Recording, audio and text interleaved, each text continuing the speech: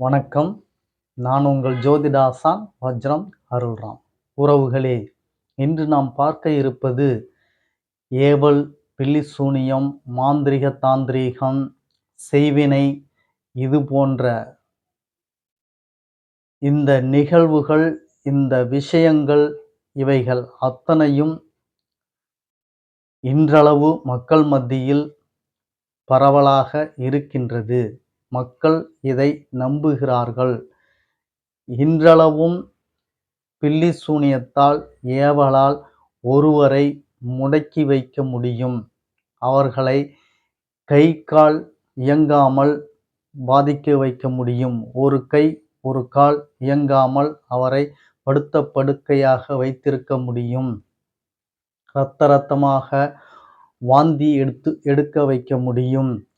ஏன் ஒருவரை இறக்க வைக்கக்கூட முடியும் என்றளவிற்கெல்லாம் இந்த கருத்துக்கள் உள்ளது. அதை மக்கள் பலரும் நம்புகிறார்கள்.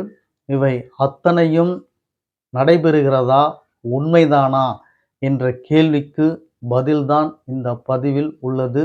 மிக சிறப்பான பதிவு. முழுவதும் பார்த்து பயன்பெறுங்கள். வாழ்க்கைக்கு முக்கியத்துவம் வாய்ந்த பதிவு இது உறவுகளே. நாம் பதிவுக்குள் செல்வதற்கு முன்னால் புதிதாக நமது சேனலை பார்த்து கொண்டிருக்கும் உறவுகளே, நீங்கள் உங்களது உறவுகள், சொந்தங்கள், அக்கம் பக்கத்தில் உள்ளவர்கள் மற்றும் நண்பர்கள் அனைவரிடத்திலும் நமது சேனலை எடுத்துச் சொல்லி அவர்களையும் சப்ஸ்கிரைப் செய்ய சொல்லுங்கள். காரணம், நாம் ஸ்ரீ ஜெயகௌரி ஜோதிடாலயம் என்னும் நிறுவனம் ஒன்றை நடத்தி கொண்டு வருகிறோம். அந்த நிறுவனத்தின் வழியாக நம்மால் முடிந்த உதவிகளை இல்லாதவர்களுக்கும் இயலாதவர்களுக்கும் செய்து கொண்டு வருகிறோம். அது மட்டுமல்லாமல் கோவில் பணிகள் என்று சொல்லக்கூடிய ஆலய தொண்டுகள், கைங்கரியங்கள், வேள்வி வளர்ப்பது, ஹோமம் வளர்ப்பது இது போன்ற காரியங்களையும் நாம் செய்து கொண்டு வருகிறோம். நாம் செய்யக்கூடிய இந்த காரியங்களால் கிடைக்கப்பெறும் அத்துணை புண்ணியங்களும் நமது கௌரி ஆன்மீக சேனலின் பார்வையாளராக இருக்கக்கூடிய உங்கள் ஒவ்வொருவருக்கும் கிடைக்கப்பெற வேண்டும் என்ற எண்ணத்தில்தான் அவ்வாறு சொல்கிறேன் உறவுகளே. தயவு செய்து நான் சொன்னது போல் எல்லோரிடத்திலும் எடுத்துச் சொல்லி நமது சேனலை சப்ஸ்கிரைப் செய்ய சொல்லுங்கள். பார்த்து கொண்டிருக்கும் உறவுகளே, நீங்கள் முதலில் நமது சேனலை சப்ஸ்கிரைப் செய்யுங்கள். அருகில் இருக்கக்கூடிய பெல் பட்டனை ப்ரெஸ் பண்ணுங்க, லைக் பண்ணுங்க, ஷேர் பண்ணுங்க. இப்போ பதிவுக்குள்ளார போகலாம் வாங்க உறவுகளே.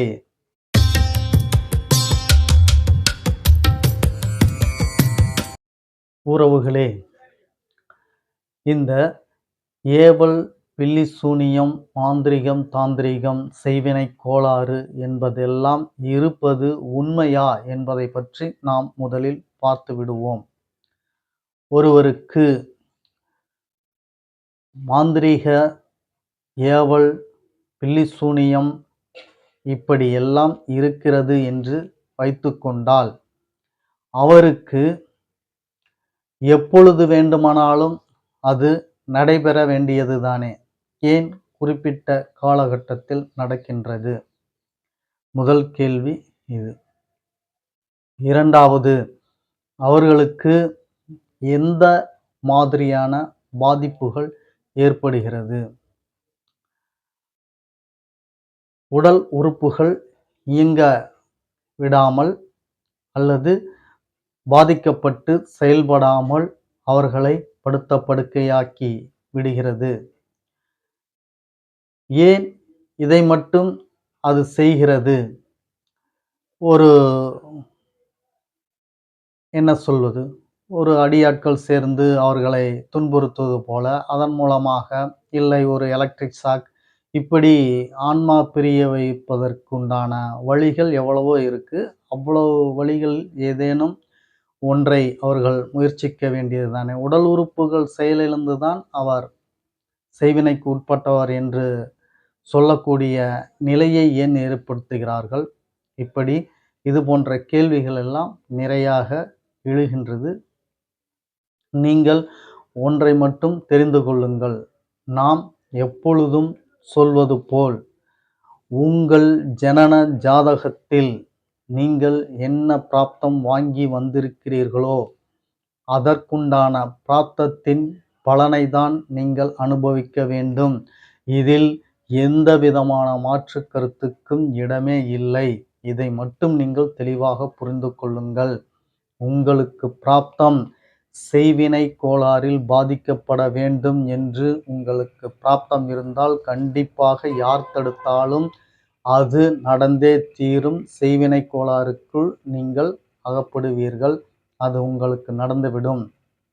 ஆனால் செய்வினை கோளாறு இல்லை என்ற பிராப்தத்தோடு பிறந்து விட்டீர்கள் என்றால் அது எப்படி நீங்கள் எந்த விதமான முயற்சியை செய்தாலும் அது கண்டிப்பாக உங்களுக்கு வராது. அந்த செய்வினை கோளாறு என்பது உங்களுக்கு இல்லாமல் போய்விடும். எனவே இங்கு பிராப்தம்தான் பிரதானம் என்பதை நன்கு புரிந்து கொள்ள வேண்டும்.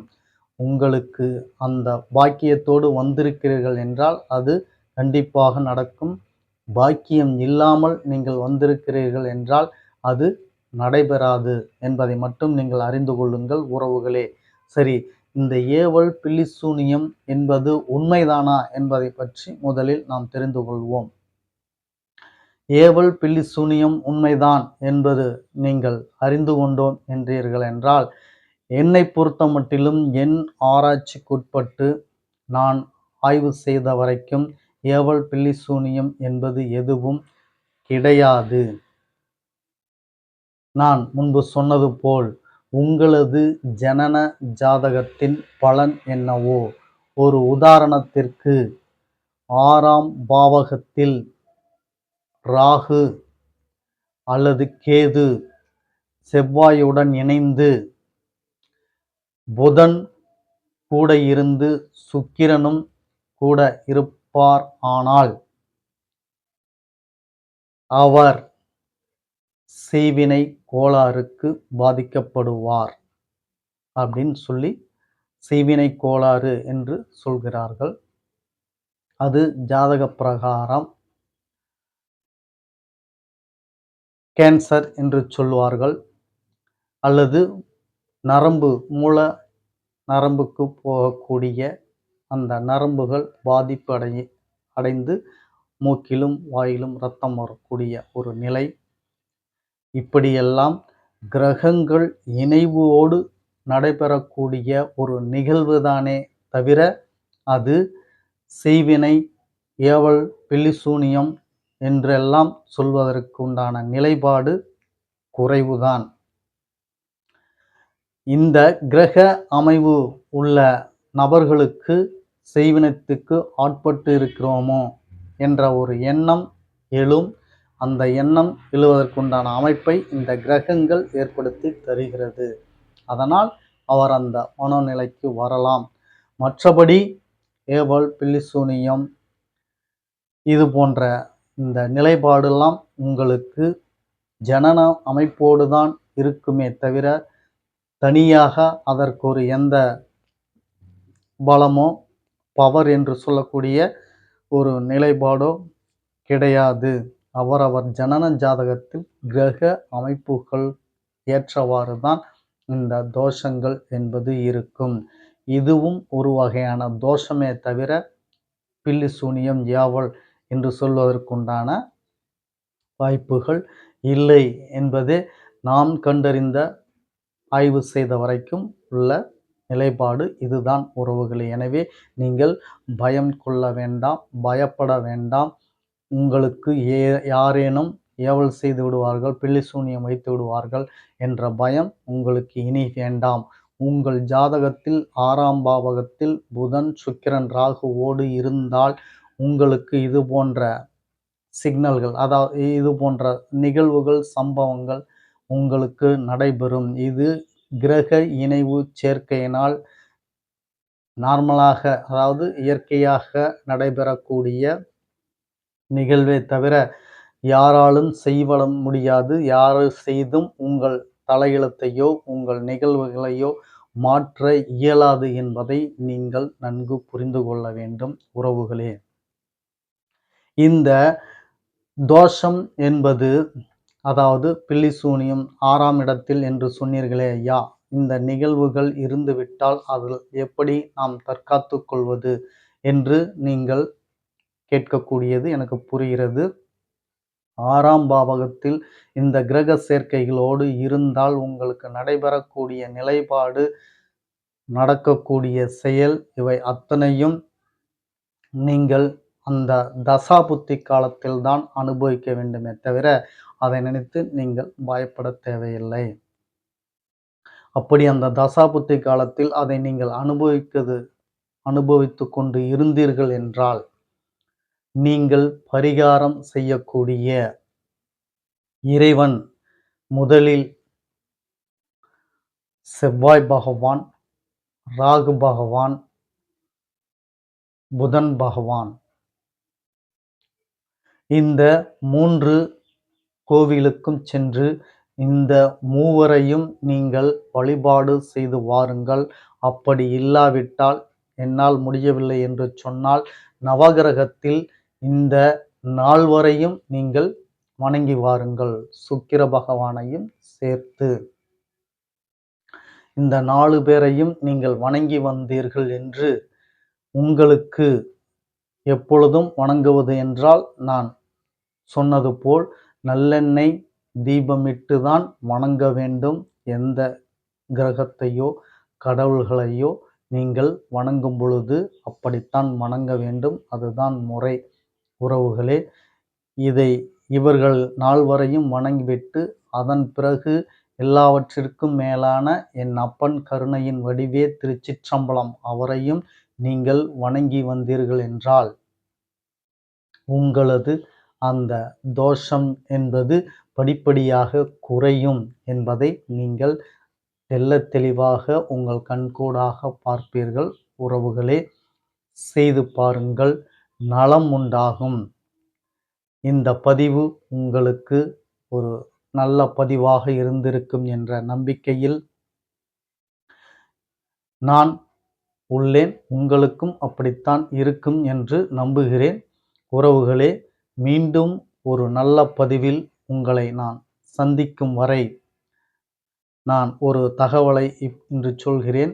நமது பதிவுகள் உங்களுக்கு எவ்விதமான தாக்கத்தை ஏற்படுத்துகிறது என்பதை பற்றி உங்களிடமிருந்து நான் கருத்துக்களை எதிர்பார்க்கிறேன், வரவேற்கிறேன். அப்படி உங்களுக்கு சொல்ல தயக்கம் என்றால் ஒரு எதிர்வினையாவது செய்யலாம். ஹலோ, ஹாய் சார், எப்படி இருக்கிறீங்க என்று இப்படியாவது நீங்கள் கமெண்ட்ல கேட்கலாம். கமெண்ட்ல முடிந்த அளவுக்கு ரெஸ்பான்சிபிள் பண்ணுங்க என்று சொல்லிக்கொண்டு, உறவுகளே, அடுத்த பதிவில் உங்களை சந்திக்கும் வரை உங்களுக்கு நான் நன்றி, வணக்கம் சொல்லிக்கிறேன் உறவுகளே.